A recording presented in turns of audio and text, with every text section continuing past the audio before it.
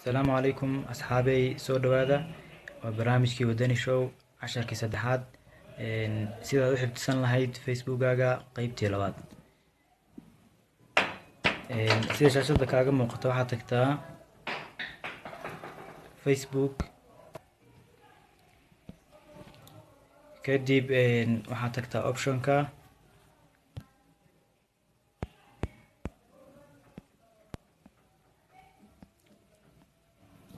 kadib waxaa imaataa setting qeybta ay ku qoran tahay okay intaas kadib qeybta labaad oo shaashada kaaga muuqata waxaa ku qoran security and login waxaad imaataa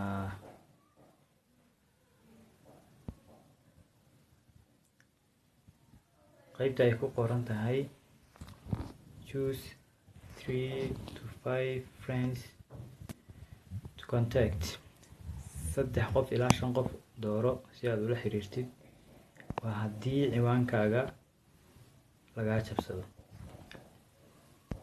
ama haddii ciwaankaaga lagaa xiro ku dhufo